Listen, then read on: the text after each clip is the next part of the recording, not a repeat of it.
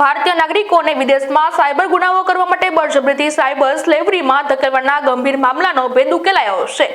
તપાસમાં સામે આવ્યું છે કે કેટલાક તત્વો ભારતીય નાગરિકોને લલચાવીને મ્યાનમાર લઈ જતા હતા અને ત્યાં તેમની પાસે દબાણપૂર્વક સાયબર ક્રાઇમ સંબંધિત કામગીરી કરાવતા હતા। આ રેકેટના સંદર્ભમાં રોહિત રાજનાથ ગીરી નામના એક મુખ્ય વ્યક્તિની ધરપકડ કરવામાં આવી છે, જે મ્યાનમારમાં આ પ્રકારનું સાયબર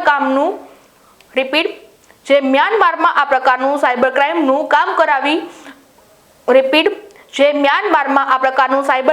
કામ અપાવી કરતો હતો।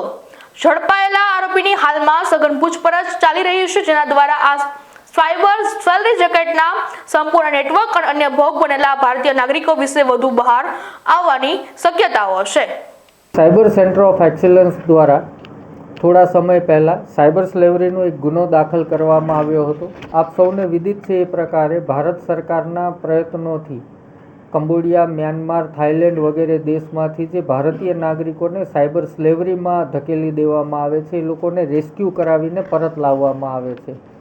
એમાં જે છેલ્લી ફ્લાઇટ પરત આવી એ ફ્લાઇટ પરથી માલુમ પડેલ કે અહીંયા અમદાવાદ રૂરલ વિસ્તારમાંથી રોહિત રાજનાથ ગીરી દ્વારા 4 લોકોને મોકલવામાં આવ્યા હતા, જે 4 લોકો પરત આવેલા હતા।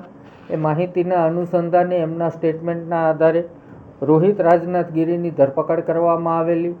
એના પરથી માલુમ પડેલું કે તેનો ભાઈ મોહિત રાજનાથ ગીરી પોતે ત્યાં મ્યાનમારમાં હતો અને અહીંથી રોહિત જે લોકોને મોકલે એ લોકોને ત્યાં ચાઇનીઝ સાયબર ક્રાઇમ કરતી કંપનીઓમાં રોજગારી અપાવવાનું અને એમની પાસેથી કામ કરાવવાનું ષડયંત્ર એ ત્યાં બેઠો કરતો હતો।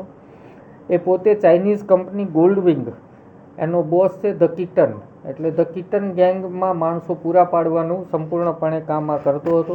મોહિત રાજનાથ ગીરીને મ્યાનમારથી લાવી અને CBI મારફતેથી કબજો આપણે મેળવવામાં આવેલ છે। હાલ તેઓની પૂછપરછ ચાલુ છે કે અન્ય કેટલા લોકો એના ભાઈ સિવાય બીજા એજન્ટથી એને મોકલવામાં આવ્યા હતા અને કેટલા લોકોને સાયબર સ્લેવરીમાં ધકેલ્યા છે।